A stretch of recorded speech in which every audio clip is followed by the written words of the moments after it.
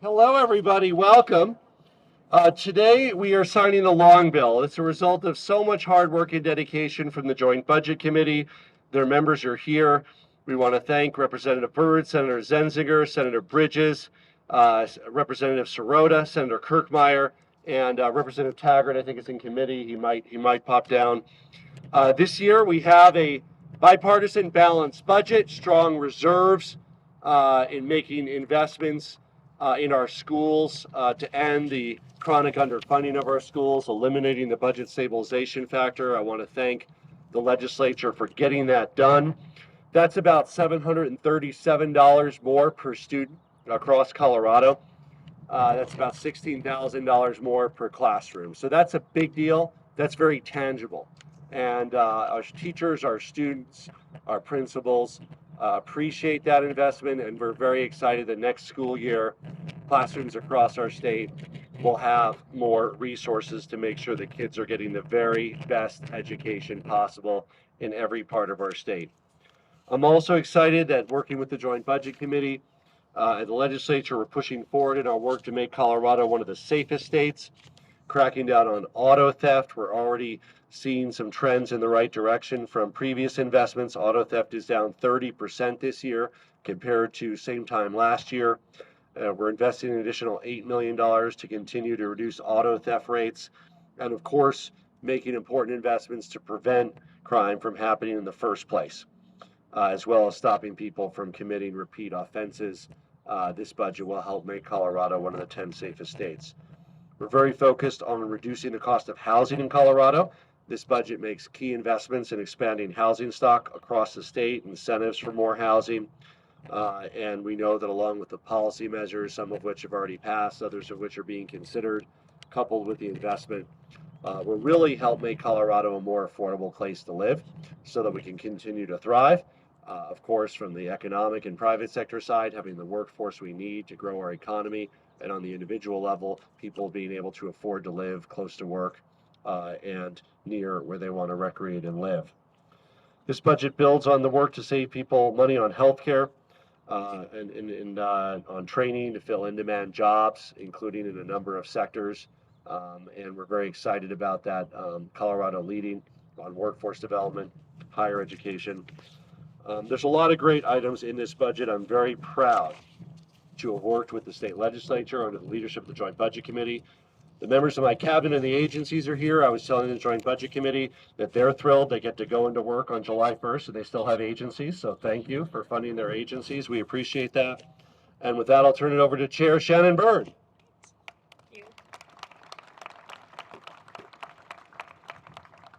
Well, it is an incredible honor and privilege to be in this role, working on probably the most important piece of public policy that this state legislature passes every year, which is our budget.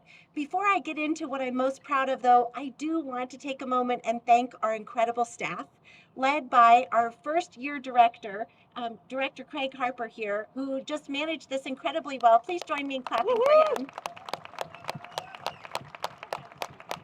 So Director Harper led a team of seasoned analysts, including 5 new analysts who rose to the occasion in a challenging budget year and was able to shepherd not only his new staff, but provide key leadership to his seasoned staff, and then also guide our members of the Joint Budget Committee. And he did an incredible job. The whole team did an incredible job. My gratitude doesn't stop there, though. I also want to thank our OSPB Director, Mark Ferrandino, and his team with the OSPB.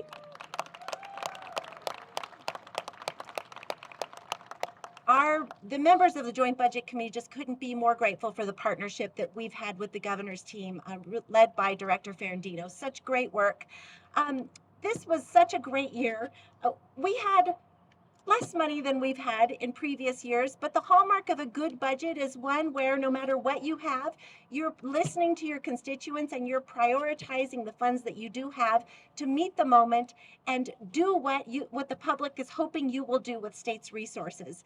I know the governor talked about this, but it can't be overstated how crucial it is that this is the first time in over 10 years, probably 14 years, that we have been constitutionally compliant in our funding for K-12 public schools. It's huge.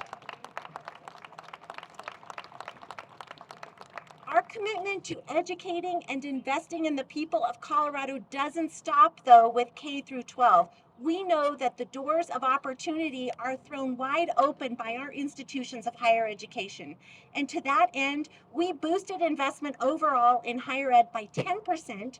We enabled our universities to hold tuition below the rate of inflation, so they can't increase tuition or won't increase tuition more than 3% this next year. And we also boosted our state's investment in financial aid supports by 10%. It's tremendous. It's a move, a bold move to help all of our students be able to afford continued investment in themselves so that they can be the leaders that our communities so need, and the thinkers and the workforce that we need for tomorrow. Our investment in people didn't stop there, though. We care about all of Coloradans.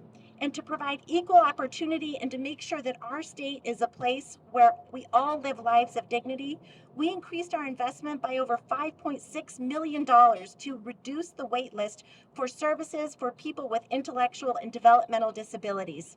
This allowed our state to add 129 placements for residential adult comprehensive services, which is just crucial for adults who are currently on the IDD wait list and hoping for important supports. We also made critical investments in the mental health crisis that is facing our state by increasing the number of days that a person can stay and get the treatment they need in institutions of mental health and mental disease. We increase the number of days they can stay beyond 15 up to 30 so people can get the care they need before returning to communities and possibly coming right back in and cycling through the system. People need support, we recognize it, and our budget meets the moment. There's much more to say about this, but these are the high points. It's what stays with me and what gets me excited about the work that we did. Again, gratitude to the governor, to my incredible colleagues who I served with. We have spent many long days together. It's a bipartisan budget, one that people with diverse perspectives could all get behind, which makes me even more proud of the work that we did. I know we've listened to people in our state, knowing that the 6 of us have come together for this, and just hope you'll join us in celebrating what really is a great piece of legislation. Thank you all very much. And now I'll pass it to my incredible Vice Chair, Senator Zenzinger.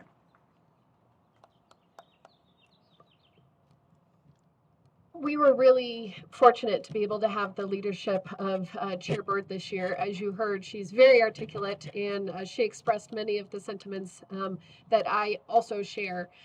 This is my 5th and final budget.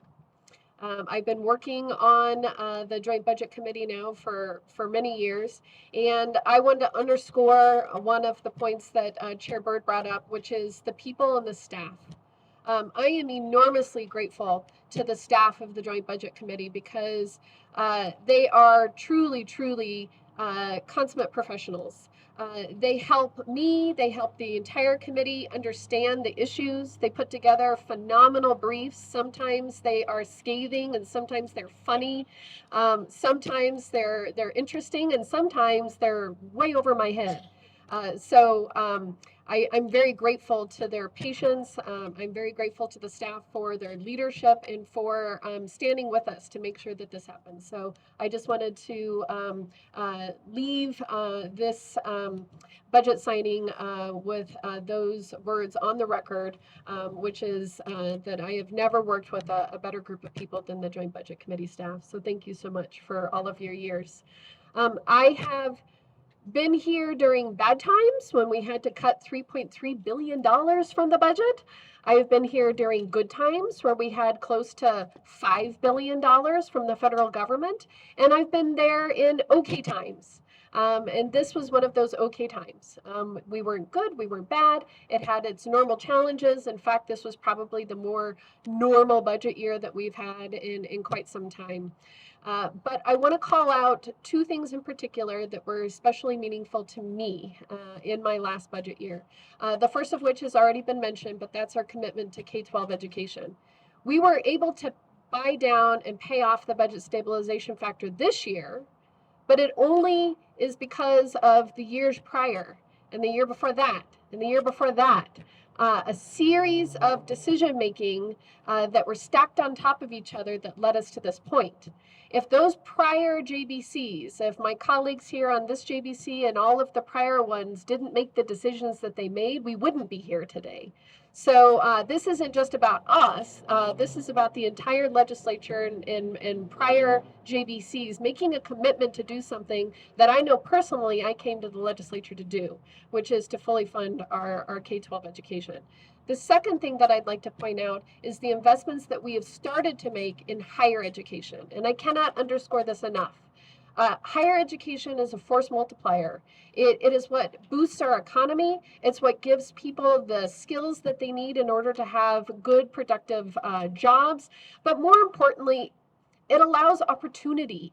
By making higher education more affordable, we are breaking down barriers so that everybody in our state has an opportunity to succeed. And we have for many years been one of the lowest states in the nation for funding our higher education, and we have climbed our way to 7th from the bottom. And I am really hopeful that we can continue that climb so that we are at the top of the list and funding higher education instead of at the bottom. So it takes a lot of hard work, and it takes keeping higher education in the forefront and not letting it get pushed back. Every time we've in the past confronted difficult or the downturn in the economy, we always go to higher education as the first place to cut, and that needs to stop. That needs to end.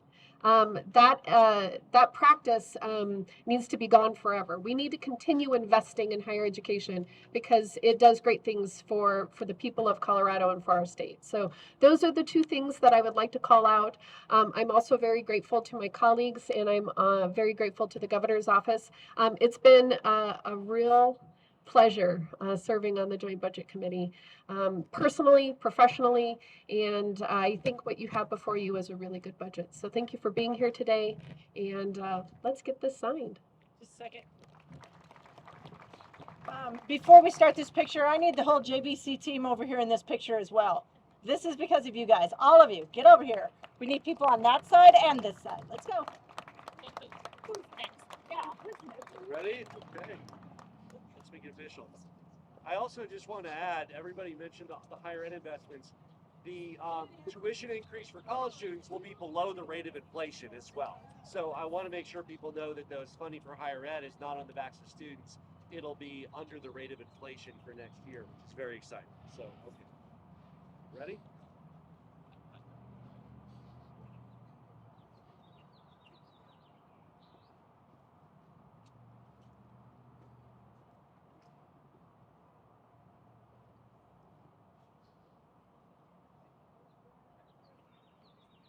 It's official. Congratulations. Go to chair. Go to vice chair.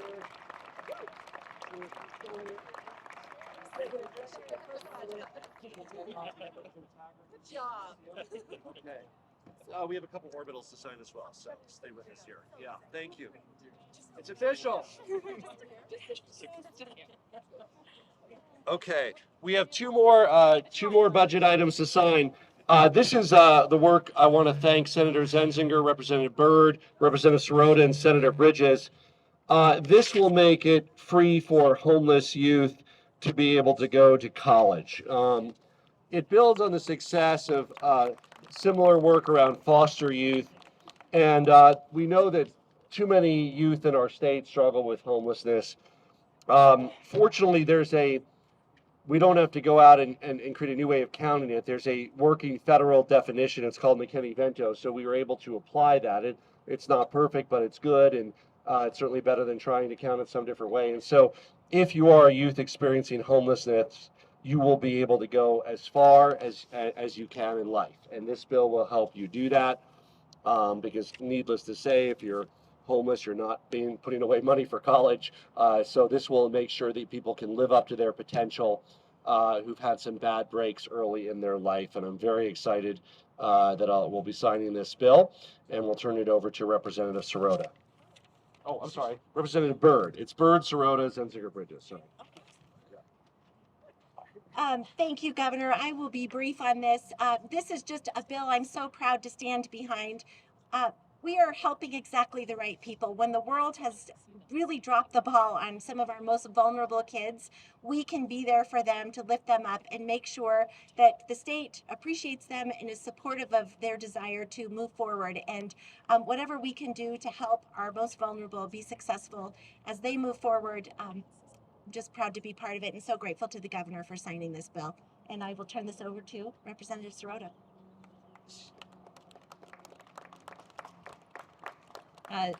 Thank you, Madam Chair and Governor Polis. I, too, am very grateful to be here, to be part of this bill signing, and knowing that we are helping some of our most vulnerable youth in Colorado to be able to get that step forward and make the life for them that they wish to see.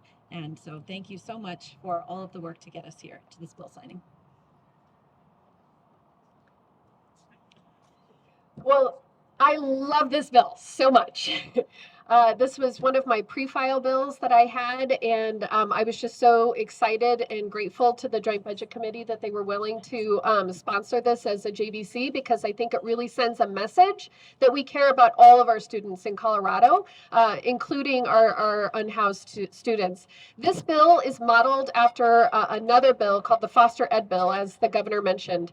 And the key point that I want to drive home is that it's already probably easy to be able to give free tuition to the student population. They already qualify. But it's not just the tuition that is the problem. It's not the tuition that is the barrier. This program is what's going to be able to cover the total cost of education, which means fees. Maybe the barrier is transportation. Maybe the barrier is housing. Maybe the barrier are a number of credits that you need to get transferred from high school to college. There are so many things that need to happen that just don't happen automatically. And so in addition to providing the supports for tuition, this is going to provide the support for the total cost of education, which, as I just mentioned in my prior remarks, is a force multiplier. This is what's going to give all of our students an opportunity to be successful in life. And I am so proud that we are breaking down these barriers and opening up this opportunity for all students in Colorado. Thank you. And now I'll turn things over to Senator Bridges. Thank you, and I'm just going to say one thing. The previous speaker, Senator Zenzinger, is why we had that bill last year. It's why we have the bill this year, and neither of these bills would have happened without her leadership. So thank you, Senator Zenzinger, for your work. Let's make it official. Ready? Senator Zenzer, join us here too. Okay, here we go. All right. Here we go. Higher ed people. Carla. Here. Come on, Carla. Somebody take a picture for her. Okay, here we go.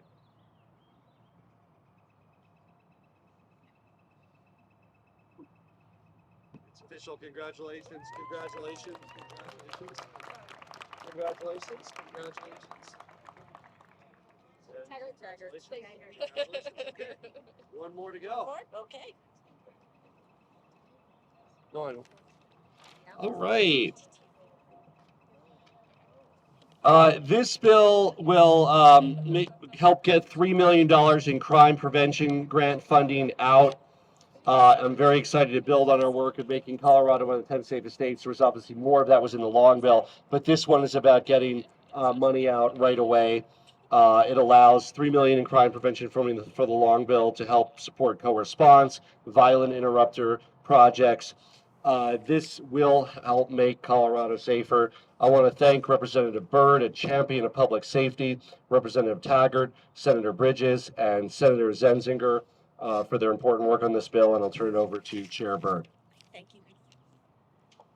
Thank you, Governor. This is such an important bill, and I do want to take a moment and thank the governor for his leadership in this space. It is so important. We know that we have seen significant crime across our communities. Our state, again, needs to be there, meet the moment, do what we can to partner with local jurisdictions, local law enforcement. The state has an opportunity to not only be a convener, but also to be a force multiplier. So many different cities, they try to work together and they do it well, but the state has a key role in facilitating cross-jurisdictional relationships, task forces that are necessary to work together, not only to go and investigate investigate crimes, but also to prosecute them. None of that happens if agencies aren't able to talk to each other. And the state, through this program, will have that opportunity to help and assist those collaborations, make those investments in programs that lift up local law enforcement efforts to keep all of us safer. I will just say from my experience as a city council member, I know how crucial these investments are, what this means, because crime doesn't stop at a city border. We know that our jurisdictions need the support of the state. They need to be able to work together, and the bill that we're signing today will enable that to happen, and I couldn't be more proud to support it. So thank you again, Governor, and I will turn this over to Senator Bridges. Thank you, Madam Chair. And this bill is a fantastic example of legislative oversight and cooperation with the executive branch. We got a write-up about the funding for this from Justin Brackey, JBC staff, that was rather clear about some of the shortcomings of the original legislation around this, and working with the Govs team, bringing in that JBC expertise. I think what we've done here is improved outcomes for folks across Colorado, for the people who benefit from these grant programs, the people who apply for them, and really in a way that is going to make Colorado safer moving forward. This is an incredible example of ways that we can just make government work and work better. So thank you very much for the work from everyone who pitched in on this, and the partnership from the Govs team, and especially for our JBC staff analysts on this one. Thanks. Do it. Make Colorado safer.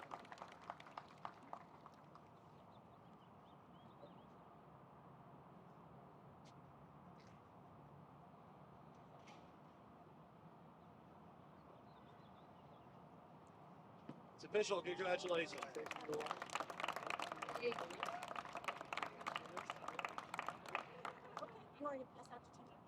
Yes, you can get that to Taggart. I'm going to give Mark Ferrandino one. Thank you for your work, Mark. And where's your budget director here? There you go. You want to give one I'll give to him? that to Give that Craig. to your Yes. budget director. Thank you, everybody, for joining us. Absolutely. That's it. Thank you.